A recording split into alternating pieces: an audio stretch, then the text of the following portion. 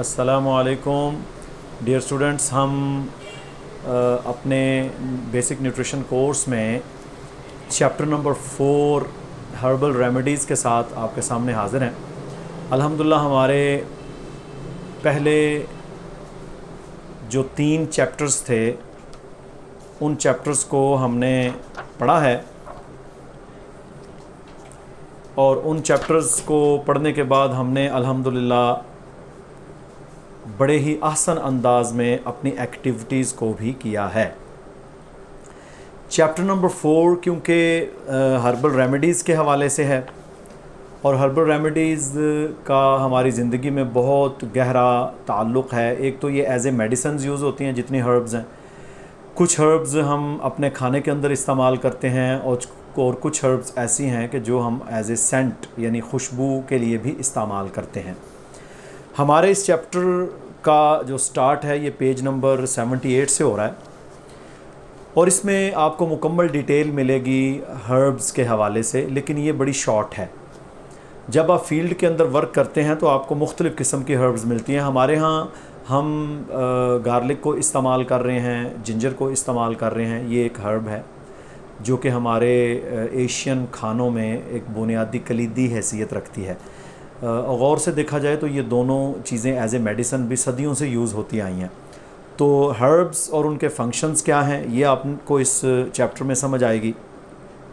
कुछ जो popular herbs हैं उनके हवाले से हम आपको बताएंगे और इसमें आपने चंद बातों को गौर में रखना है कि कुछ ऐसी हर्ब्स होती हैं कि जिनका इस्तेमाल बाज़ मर्ज़ों में ख़तरनाक भी हो सकता है। मैं आपको मोटी मिसाल देता हूँ कि अगर कोई शख्स लीवर पेशेंट है और उसे सिरोसिस है या उसको लीवर फंक्शन डिसऑर्डर है, बड़ी शदीद किस्म का लीवर सुकड़ाव का शिकार है या बहुत ज़्यादा फैटी है, तो आप उसको कभी भी ऐसी हर्ब्स नहीं देंगे जो स्टिमुलेंट हों, जो हार्ड टू डाइजेस्ट हों, जो एसिडिक हों, तेज़ाबियत पैदा करने वाली हों। वो हर्ब्स उसे डाइजेस्ट नहीं होंगी। इसी तरह एच पाइलोरी का पेशेंट है और आप उसे अगर सिंपल गार्लिक बग़ैर पकी हुई खिलाना शुरू कर दें तो वो हो सकता है मज़ीद बीमार हो जाए। तो इसमें ये बहुत ध्यान रखना पड़ता है। काली मिर्च है, ये भी एज ए हर्ब हम इस्तेमाल करते हैं, ब्लैक पेपर। अगर आप किसी अल्सर के पेशेंट को, चाहे वो पेप्टिक अल्सर है या ड्यूडेनल अल्सर है या स्टोमिक अल्सर है, आप उसको ये चीज़ ज़्यादा क्वांटिटी में दे देंगे क्योंकि ये एसिडिक है। इसने फौरी तौर पर अल्कलिनिटी को एसिडिटी में चेंज करना है और ये आपके लिए नुकसान का बायस बनेगी। तो इस हवाले से just because the herbs are natural don't assume that they are all safe. ये एक प्रिंसिपल है इसमें कि अगर कोई हर्ब हम ये समझते हैं ना कि लो जी ये तो देसी दवाई है, ये तो नेचुरल है, ये हमें नुकसान नहीं देगी, ये बात बिल्कुल गलत है। ये सोच ही बिल्कुल गलत है। इसमें कोई शक नहीं कि ड्रग्स वो साइड इफ़ेक्ट रखते हैं, लेकिन इसमें भी कोई शक नहीं कि बहुत सारी हर्ब्स भी ऐसी हैं जो बाज़ लोगों के लिए सूटेबल नहीं है। तो हमने इसको पढ़ना है। इसमें एक एक्सपेरिमेंट भी आपने करना है कि आपने डिफरेंट हर्बल ड्रिंक्स उनको इस्तेमाल करने की कोशिश करनी है। मिसाल के तौर के ऊपर चंबेली है, इसी तरह आप जिंजर टी ले सकते हैं, उसका जिंजर लें, उसमें थोड़ी सी सौंफ मिलाएं। यानी ये डिफरेंट हर्बल टीज़ आपने इस्तेमाल करनी है और ये आपकी एक्टिविटी है। आपने बाकायदा लिखना है कि मैंने जिंजर टी इस्तेमाल की, मुझे ये इफ़ेक्ट हुआ, मैंने ग्रीन टी ली, मुझे ये इफ़ेक्ट हुआ, मैंने नेटल लीफ लिया, मुझे ये इफ़ेक्ट हुआ, मैंने कैमोमाइल टी ली, मुझे ये इफ़ेक्ट हुआ। तो जो चीज़ें आपको अवेलेबल हैं, पैशन फ्लावर मिलता है, आप इन टीज़ को इस्तेमाल करें और आप देखेंगे कि अगर आप जिंजर टी लेंगे, अब आपने अगर जिंजर को लेना है और उसके साथ थोड़ी सी आप अगर फेनल सीड यानी सौंफ इस्तेमाल कर लेते हैं तो ये आपके लिए डाइजेशन के लिए बड़ी अच्छी है। ये बड़ी ज़बरदस्त अल्हम्दुलिल्लाह आपके स्टोमिक के लिए बड़ी फ़ायदेमंद है, आपकी डाइजेशन को ये बड़ा अच्छा करेगी, सर्कुलेशन के लिए बड़ी मुफीद है।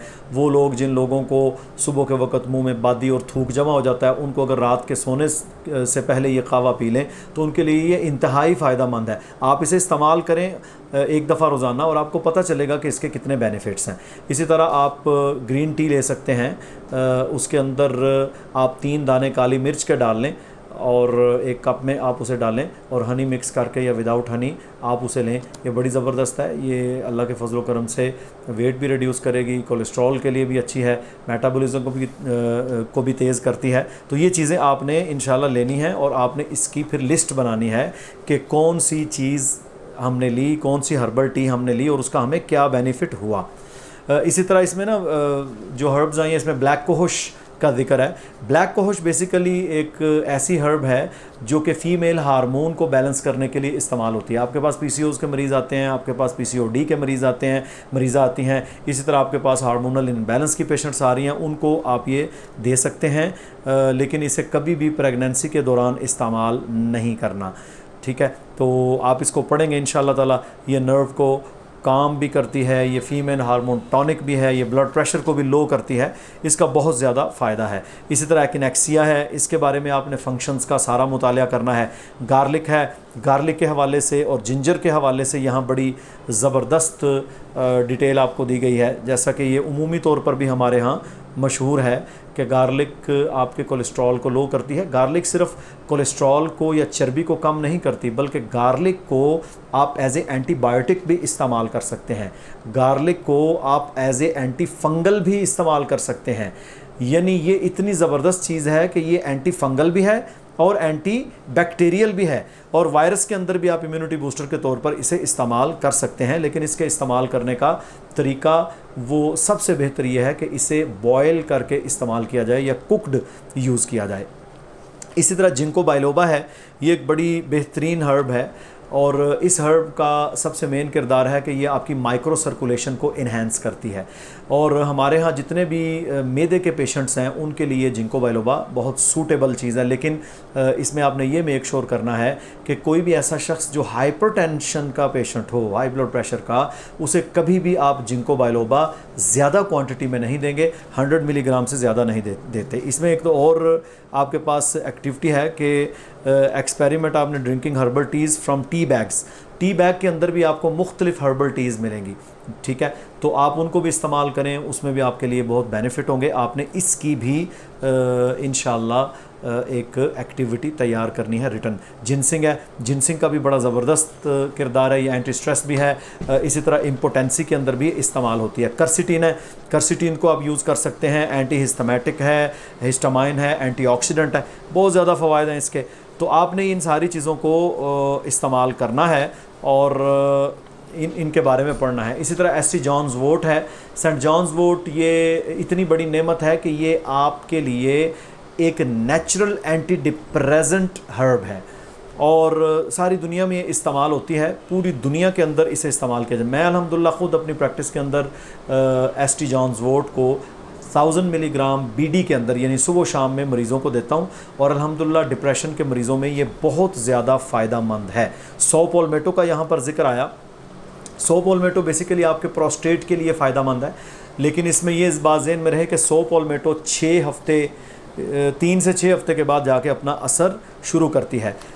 इस हवाले से भी पूरी डिटेल मौजूद है। वाइटस अंगस कास्टस, ये एक ऐसी हर्ब है जो फीमेल साइकिल के लिए बड़ी मुफीद है, एग प्रोडक्शन के लिए बहुत मुफीद है, तो आप इस हर्ब को भी इस्तेमाल करेंगे। इसमें और बहुत सारी हर्ब्स का जिक्र भी है और आप मज़ीद हर्ब्स जो इस्तेमाल करते हैं उनको भी आप पढ़ सकते हैं। लेकिन एक बात इसमें ये जहन में रहनी चाहिए कि हर्बल रेमेडी के हवाले से 2 चीज़ें आपके जहन में रहें। कभी भी आप हर्ब्स को विदाउट नोइंग इस्तेमाल ना करवाएं। दूसरे नंबर पर जिन अच्छी कंपनीज़ की हर्ब्स आपके पास अवेलेबल हैं, आप उन हर्ब्स को उस वक़्त तक यूज़ ना करें जब तक उनके बारे में आप कॉन्ट्रा इंडिकेशन को नहीं जानते, जिसकी मुख्तसर लेवल 1 के अंदर तफसील मैंने आपको बता दी है। बाकी आप जब मुतालिया करेंगे तो आपको इंशाल्लाह इसकी सारी डिटेल मिल जाएगी। अब मैं आपको चंद हर्ब्स बताता हूँ कि जो हम ख़ुद अपनी प्रैक्टिस के अंदर अल्हम्दुलिल्लाह इस्तेमाल कर रहे हैं। हमारे पास एज ए मेल टॉनिक बहुत सारी हर्ब्स को इस्तेमाल सदियों से किया जाता है। इसमें जिनसिंग का बड़ा किरदार है, इसमें कोरियन जिनसिंग है, इसमें ब्लैक जिनसिंग है, ठीक है जी, अमेरिकन जिनसिंग है। इन सारी जिनसिंग का कॉम्प्लेक्स भी आप इस्तेमाल कर सकते हैं मिलाकर भी, बहुत ज़बरदस्त रिज़ल्ट्स हैं। लेकिन ये हार्ट पेशेंट को नहीं दी जाएगी, लिवर पेशेंट को नहीं दी जाएगी, हाइपरटेंसिव पेशेंट को, हाई ब्लड प्रेशर के मरीज़ को जिनसिंग कभी भी नहीं दी जाएगी, और जिनको बाइलोबा के भी तकरीबन यही उसूल हैं। इसी तरह आपके पास अगर कोई ऐसा पेशेंट आता है कि जो माइक्रो सर्कुलेटरी डिसऑर्डर है, जिसमें एक तो ब्रेन के हवाले से है, एक आपकी टांगों में पेरिफेरल ओडिमा हो जाता है, ठीक है जी, आपकी सर्कुलेशन बिल्कुल ठीक नहीं है, पाँव सूज गए हैं। इसी तरह किसी मेल या फीमेल को अगर वेरिकोज वेन्स का इशू है, इसी तरह किसी मेल या फीमेल को पाइल्स की प्रॉब्लम है, क्योंकि ये सारी माइक्रो सर्कुलेशन के हवाले से ही प्रॉब्लम्स हैं। तो इसमें हम अल्हम्दुलिल्लाह हॉर्स चेस्टनट का इस्तेमाल करवाते हैं, जिसके अंदर एसीन मौजूद होती है। एसीन उसके अंदर एक ऐसा कंपाउंड अल्लाह ताला ने रखा है कि जो कि माइक्रो सर्कुलेशन को नेचुरली इन्हेंस कर देता है। तो हॉर्स चेस्टनट ये उमूमी तौर पर जिस तरह हम काजू और जिस तरह हम बादाम और जिस तरह हम पिस्ते का इस्तेमाल करते हैं, इस तरह दुनिया में यूज़ होता है। इसके अंदर ये अल्लाह ताला ने नेमत रखी है, एसीन इसके अंदर से निकलती है, इसे भी आप इस्तेमाल कर सकते हैं। तो और भी बहुत सारी हर्ब्स हैं, जैसे कि रोडियोला रोज़िया है। रोडियोला रोज़िया भी एक ऐसी हर्ब है जो कि मेल टॉनिक के तौर पर सदियों से इस्तेमाल होती रही है। तो हर्ब्स के हवाले से ये एक हमारा बेसिक टॉपिक है, इससे आप इंशाल्लाह इस्तेफ़ादा करें। इस हवाले से 2-3 चीज़ें आपके ज़हन में रहनी चाहिए। लास्ट टाइम भी हमारे बहुत सारे स्टूडेंट्स ने जो अपने सब्जेक्ट को तैयार किया है, मैं आपके सामने ये थोड़ा सा नमूना पेश करता हूँ कि आपने यूनिट नंबर 4 को जब देखना है तो यूनिट नंबर 4 में आपके पास हर्बल रेमेडीज़ आ रही हैं। हर्बल रेमेडीज़ में आपके पास जो आंसर क्वेश्चंस हैं, आपने एक तो उनको फुलफ़िल करना है। दूसरे नंबर के ऊपर यूनिट 4 में आपकी जो एक्टिविटीज़ हैं, उसमें पहले नंबर की एक्टिविटी यहाँ आप देख रहे हैं कि activity two experiment different herbal teas and dandelion coffee. आपने इसको लिखना है कि मैंने जब इसे इस्तेमाल किया, मैंने कहाँ से ख़रीदी, वगैरह वगैरह वगैरह, ये सब आपको। Activity two drink fresh rhizome ginger tea, ठीक है, वो आपने लिखना है कि मुझे इससे क्या फ़वाइद हुए। ज़ाहिर है आपने आगे लोगों को बताना है। इसी तरह आप जो मुख्तलिफ़ टीज़ का इस्तेमाल कर रहे हैं, अब मैंने यहाँ कुछ टीज़ को जमा किया है। यहाँ नेटल है, कैमोमाइल है, पेपरमिंट है और डैंडिलियन कॉफ़ी है। ये कुछ मुख्तलिफ़ टीज़ हैं जो आप इस्तेमाल कर सकते हैं। यहाँ आपको जिस किस्म की भी वो मिल जाएं, आप उन्हें इस्तेमाल कर लें जो आपको अवेलेबल हो जाए, ठीक है जी। तो आपने इनको इस्तेमाल करना है और इनके हवाले से लिखना है, और जो हर्बल टी आप इस्तेमाल कर रहे हैं उसकी तस्वीर भी शेयर करनी है। इसी तरह इसकी क्विज़ होगी। इसकी क्विज़ के अंदर भी हमारे पास इसी चैप्टर के रिलेटेड तकरीबन 10 क्वेश्चंस हैं, ये भी इंशाल्लाह आपको शेयर हो जाएगी। तो आपने ऑनलाइन इसे भी सॉल्व करना है। एक बात हमारे तमाम स्टूडेंट्स अपने जहन में रखें कि जब भी आपने चैप्टर को कंप्लीट करना है तो उसका पहला क्वेश्चन रिव्यू वो भी आपने पूरा करना है पूरा पढ़ने के बाद।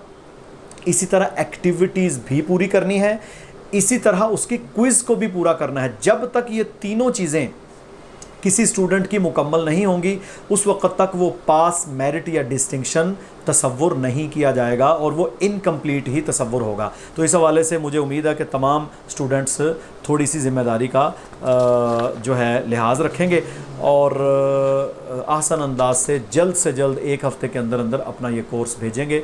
अल्लाह ताला आप सबको कामयाबी दे। Thank you very much. जज़ाकल्लाह खैरा।